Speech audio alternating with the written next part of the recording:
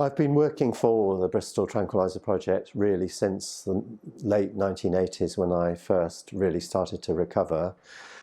So for the last 20 years I've been doing the same sort of work, which is helping people through the tangle of withdrawal and post-withdrawal in all the ways that we're still doing, so through telephone helpline, one-to-one counselling, and through running groups. And I run a group in Bristol every week. I have done for about the last 20 years. Good morning, Bristol Tranquiliser Project. Iris speaking. Hold the line, I'll just put you through to Ian who can help you. Hello. The services we provide are mainly a helpline. Most of the people we help are over the helpline, but we also do see people individually and we do run groups. The numbers have risen till we're helping nearly 300 people a year now. Yeah, sure. Yes, I can. Yes, certainly. Can you tell me what the pills are that you're taking? And how much? My career before I was put on these drugs was working in Whitehall. I had worked in the Forestry Commission, but for several years I transferred to the Department of Trade and Industry and working sometimes more or less directly for ministers. And I can remember running down Whitehall at 6 o'clock at night with stuff to put in their bags before they went on their trains. So it did get very stressful, working to deadlines and under pressure all the time. The drugs helped initially. They did seem to calm the stomach down where most of my problems were. And for a month I thought I was going to be okay. I went back to work.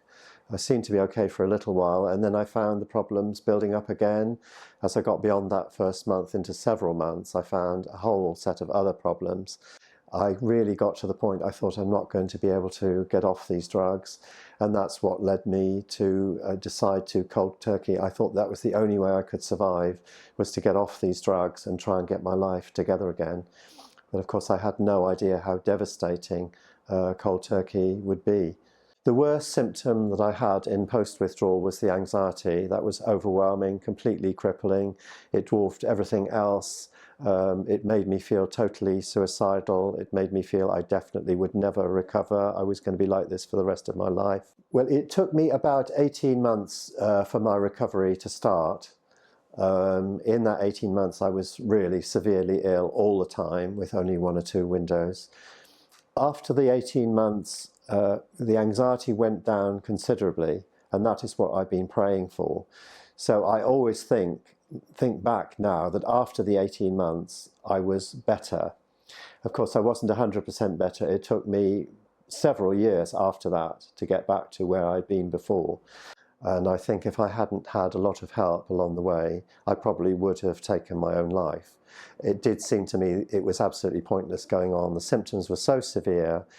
I felt I had severe mental illness. I wasn't being discouraged from thinking that by anybody really until I met Val from the Bristol Tranquiliser Project. And I really thought I was going to be ill like that for the rest of my life without any prospect of recovery.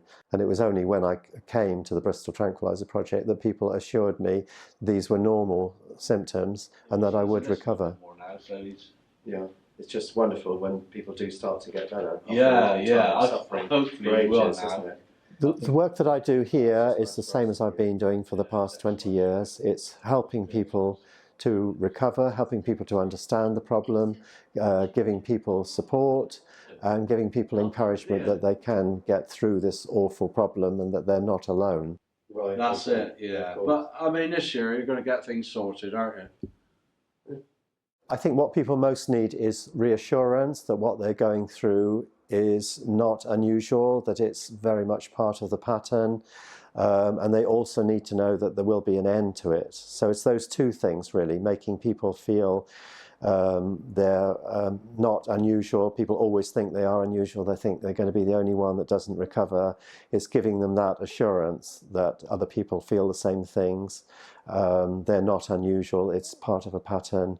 And also that everybody recovers eventually. And it may take a long time, but we assure them that everybody does make a full recovery, even if it's after years.